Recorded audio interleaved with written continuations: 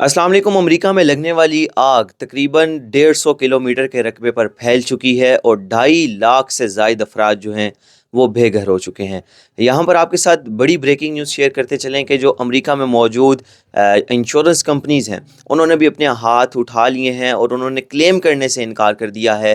किसी भी किस्म की प्रॉपर्टी हो, किसी भी किस्म की कोई चीज़ हो जो इस आग की सूरत में राइगा गई हो, जल चुकी हो, उसको क्लेम नहीं किया जा सकता। ये तमाम तर इंश्योरेंस कंपनीज़ ने इस आग लगने पर अपनी पॉलिसीज़ में लिख दिया था, अपनी न्यूज़ हेडलाइंस में ये चीज़ दे दी थी।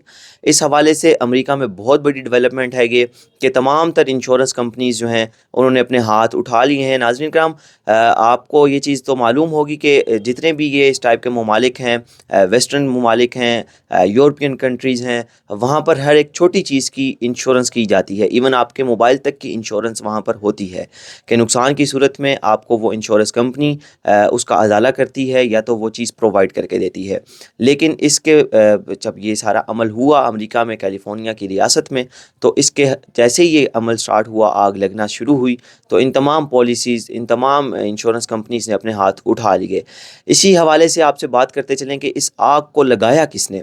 तो इस हवाले से एक शख्स को गिरफ़्तार किया गया कि इस शख्स ने आग लगाई है और अमेरिका की जो पुलिस है, जो उस रियासत की पुलिस है, उसका कहना है कि ये आग जानबूझकर लगाई गई है। उस हवाले से एक बंदे को तो गिरफ़्तार किया गया शक की बिना पर, लेकिन उसको कुछ ही देर बाद छोड़ दिया गया।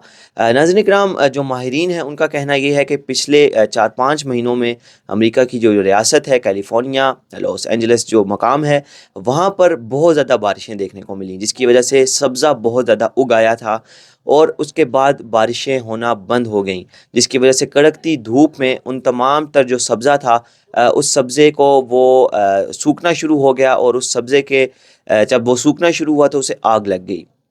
और माहिरीन ने इस चीज़ को पहले ही अलर्ट के तौर पर बता दिया था कि अगर इस रियासत में आग लगी तो ये बेकाबू आग होगी। इस हवाले से जो रियासत है उसको कदम उठाने चाहिए, लेकिन रियासत ने किसी भी तरह की सेफ्टी मेजर्स को ना देखा और रिस्की काम करते रहे और वही हुआ जिसका डर था।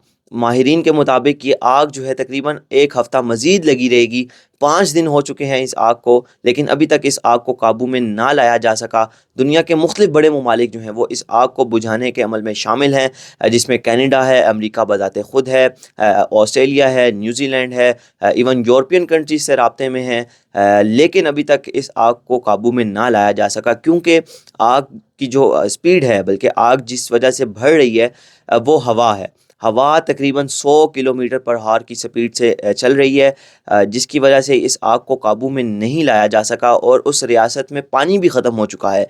नाज़रीन इकराम, काफ़ी लोग इसके ऊपर तज्ज़िया कर रहे हैं कि साथ ही समुंदर है, समुंदर से पानी निकाल कर उस आग को बुझा दिया जाए, लेकिन ऐसा नहीं है। समुंदर का पानी जो सा होता है वो खारा होता है, तो खारा पानी इसका मतलब है कि आपके सारे इक्विपमेंट्स को जंग आलूद कर देगा और वो जंग आलूद जो इक्विपमेंट्स हैं वो किसी काम के नहीं रहेंगे। 3-4 दिनों के अंदर उन इक्विपमेंट्स को जो है वो लीकेज शुरू हो जाएगी उन इक्विपमेंट्स के अंदर। इस वजह से समुद्र का पानी इस्तेमाल नहीं किया जा सकता।